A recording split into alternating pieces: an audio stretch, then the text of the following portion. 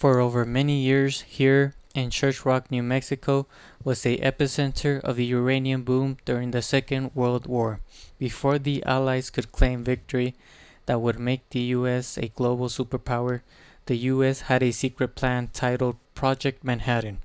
Project Manhattan represented the innovation of nuclear power, bringing the destruction of life into the hands of a selected few. All this might could not be done without uranium. Now, to explain uranium, let's go back in time to the 1940s, when the US was in desperate hunt for this precious mineral. Uranium was only mined outside the United States in the African country of the DRC. This is short for the Democratic Republic of the Congo, that would hold vast amounts of uranium deposits that was originally sent to Belgium thanks to colonialism. In fear of being in the hands of the Third Reich, the deposits were sent to New York City under the direct order of the owner. His name was Edgar Signer, a businessman who would end up selling his deposits of uranium to U.S. government during the uranium boom. However, the U.S. needed more uranium to fuel its ambitious weapons that would lead to temporary settlement of the outskirts of the Southwest. After a series of research, the states of Utah, Colorado, Arizona, and New Mexico was at the eye of the national government. At the heart of it all lied the small sovereign nation, the Navajo Nation. An extensive operation of extraction for uranium occurred at the Navajo Nation in the form of mining, which led to their homes becoming a hazardous environment in the aftermath. The legacy of uranium mining arises an essential question for this research. What were the main impacts of uranium mining in the Navajo Nation? The radioactivity exposure from the past uranium mining industry in the Navajo Nation has threatened to harm the lives of the Navajo people by reports of detrimental health illnesses such as lung cancer during mining, the inaccessible use of clean water provoked during a crucial event. Nevertheless, history of oppression has again repeated itself once more. The emergence of newly introduced health illnesses in the region has created room for more disadvantages in terms of health for the Navajo people. The quantitative data set, the Journal of Occupational and Environmental Medicine, highlights that among the Navajo men who have mainly worked in the mines dating back to the 1960s, was linked to about 67%.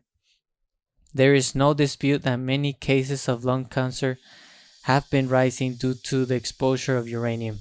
Furthermore, the confidence interval is at a 95%, emphasizing that other means of lung cancer can't be the cause of this illness, such as smoking. In the Navajo community, the access to smoking is inaccessible in a sparse environment and has a culture of non-smoking. In 1968, it's reported that 4.4% of the Navajo people smoked more than one pack a day, whereas males of non-native smoke 33.3% more than one pack a day. Today, only 4% smoke among the Navajo men above the age of 60. So 58.9 were never smokers, according to the report.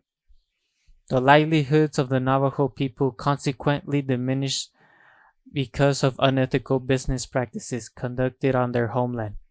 This was the United Nuclear Corporation that operated on Navajo land, was promised to bring economic miracle for small towns, yet they never told the dangers of uranium to miners, mainly Navajo miners.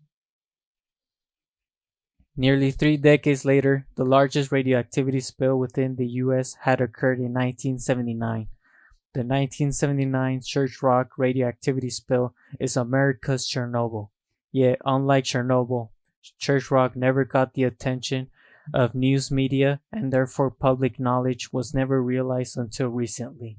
This had occurred due to the rupture of the pool walls that held together UNC's hazardous liquid waste from uranium mining.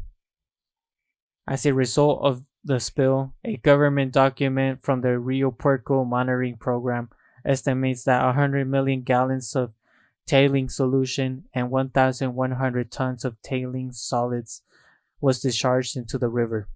The report highlights that the process of extraction of leftover minerals that was done by uranium mining in this case has been greatly present in the water, exacerbating the quality of the river. Since the material is hazardous, the radioactivity analysis of the Rio Puerco was at 26,000 pci divided by 1, which is a way too high to be acceptable for usage. That should be 26 pci over 1. Therefore, the water has surpassed 1,000 times the standard of a healthy river. Critical for the arid, vulnerable ecosystem, carries environmental concerns for the animal's population, the soil quality, and the duration of radioactivity presence, and in the human's population. The government report reveals a looming crisis for the Navajo Nation in the search for another water source that is clean and healthy, sacrificing more time in addition to money for the right to fresh water in the region. This map from the UNC illustrates the extent of the spill throughout the region. Less than 4 months before the Church Rock spill occurred the 3 Mile Island nuclear disaster on March 28, 1979. A report from Vox highlights the comparison of the two events.